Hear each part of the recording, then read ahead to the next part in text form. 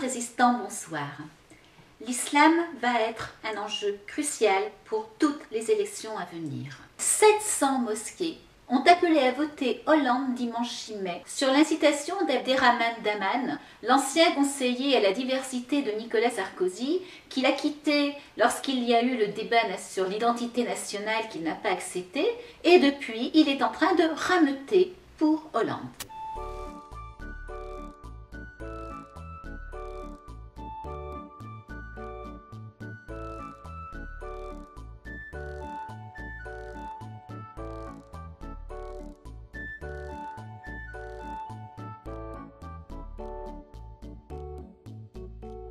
Dans la forêt lointaine, on entend le coucou.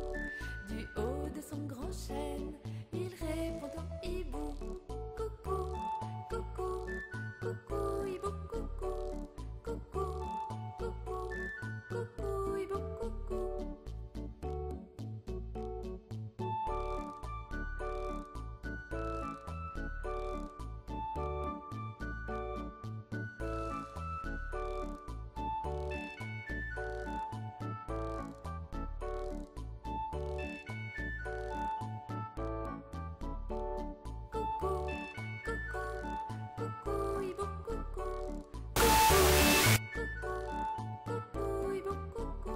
On se rappellera que lorsque le Sénat a adopté la loi sur l'interdiction du voile pour les nounous, les musulmans dehors scandaient « Hollande, attention, on est 10 millions ». Le problème, c'est qu'à mon avis, le PS, il nous prend vraiment pour un réservoir de voix.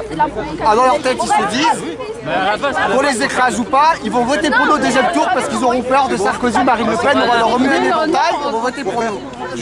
Le seul signe qui peut être fort, c'est leur dire qu'on ne votera pas pour vous si vous votez contre nous. Vous votez contre nous, on ne vote pas pour vous. On ne votera pas pour vous si vous votez contre nous. On ne votera pas pour vous si vous votez contre nous. On ne votera pas pour vous si vous votez contre nous. Hollande, attention, on est 10 millions. Hollande, attention, on est 10 millions. Hollande, attention, on est 10 millions. Hollande, attention, on est 10 millions.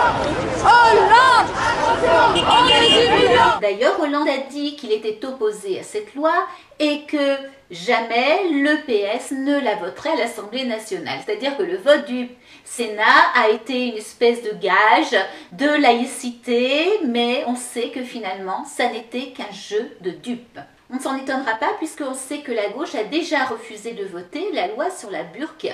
Comment s'étonner alors que sur Facebook, il y ait tant de groupes de musulmans qui appellent à voter Hollande, avec des explications qui sont claires, du genre « Monsieur Hollande a confirmé son engagement pour l'égalité réelle, c'est-à-dire donner plus à ceux qui ont moins, le droit de vote aux étrangers aux élections locales, la défense des quartiers. » Il est clair que le droit de vote aux étrangers est un instrument de conquête. C'est parce que les étrangers seront de plus en plus nombreux à voter que l'islam sera de plus en plus implanté et que la gauche gagnera de plus en plus d'élections et ne sera même plus en position de les perdre, quoi qu'elle fasse, quels que soient ses choix économiques ou sociétaux. Et ça, c'est gravissime. Quand Hollande dit on fera voter le droit de vote aux étrangers en 2013, juste avant les élections de 2014, il nous explique clairement et simplement, voilà, le PS veut en 2014 remporter les élections municipales et pour cela, il aura besoin du vote des étrangers. Donc, on va leur accorder le droit de vote pour avoir une majorité qui nous permette d'avoir le grand chelem à l'échelle de la France. Ça ne vous fait pas peur? Moi si. Il est effrayant que les socialistes puissent avoir la capacité de changer notre civilisation et de remplacer un peuple par un autre. Quand on pense qu'il y a un seul sénateur socialiste qui n'a pas voté le droit de vote aux étrangers au Sénat, on peut se faire des cheveux blancs. D'ailleurs, le communautarisme musulman prend lui aussi des proportions inquiétantes. Et se dire qu'on pourrait avoir en face la gauche au pouvoir qui non seulement dirait béni oui oui, mais anticiperait même ce qu'ils n'ont pas actuellement, c'est épouvantable. Pensez à l'histoire de l'imam Chalgoumi qui lance la proposition d'une marche contre l'islam radical, contre le terrorisme, en hommage aux victimes de Mohamed Merah pour le 15 avril. Il change la date et entre le 15 et le 29 avril, cette marche est devenue une marche contre l'islamophobie, contre la stigmatisation des musulmans.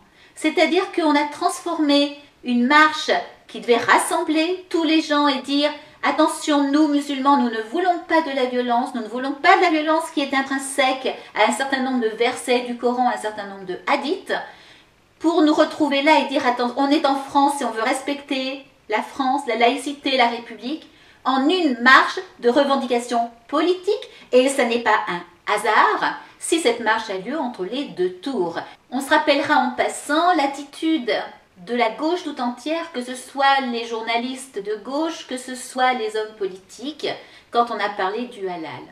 Tous, avec un bel ensemble, se moquaient totalement de la souffrance animale, se moquaient totalement que l'on paye une dîme aux mosquées, donc que l'on finance illégalement un culte, se moquaient totalement que tout le monde soit obligé de manger halal sans le savoir.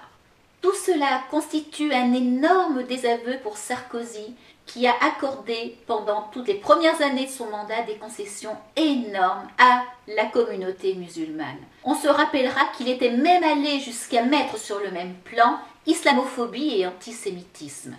Erreur gravissime. Il a laissé se développer les prières dans la rue, sans rien dire. Il a laissé les voiles se multiplier. Il a laissé les revendications communautaristes dans les cantines, où on a de plus en plus de repas sans viande, sans porc, pour complaire aux musulmans. Sarkozy a été à l'écoute des islamo-collabos de l'UMP parce qu'il y en a. Un Fillon, on se rappelle qu'il a osé inaugurer la mosquée d'Argenteuil à côté d'une gamine voilée. Un Juppé, grand copain des frères musulmans, qu'il va consulter et rencontrer en disant le plus grand bien. Le même Juppé qui avait tout fait pour que Bordeaux ait sa grande mosquée offerte à Tariq Oubrou, ce fameux imam proche de l'UOIF, qui affirme clairement que les musulmans doivent œuvrer pour la reconstitution d'un califat.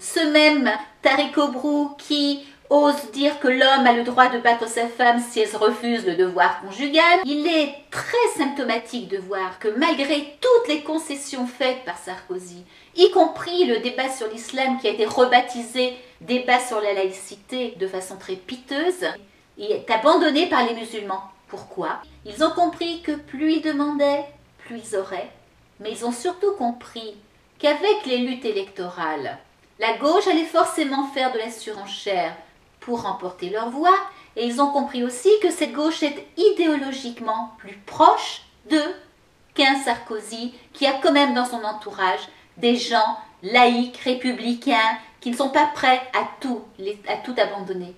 Il y a en effet à l'UMP et dans l'entourage de Sarkozy des gens bien, des républicains authentiques, anticommunautaristes.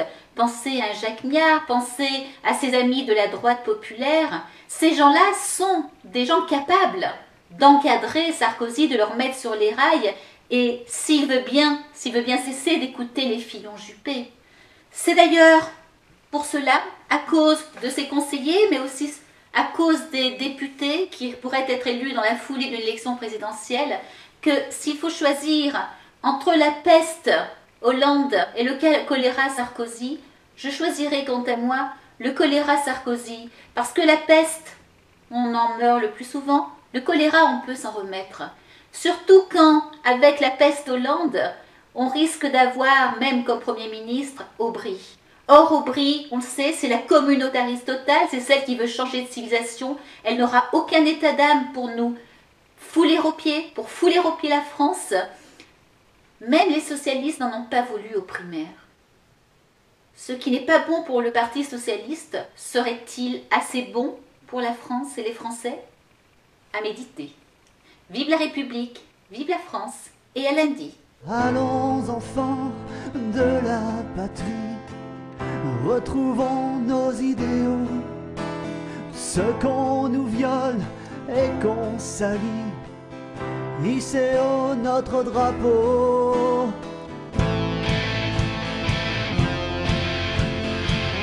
Hissez haut notre drapeau.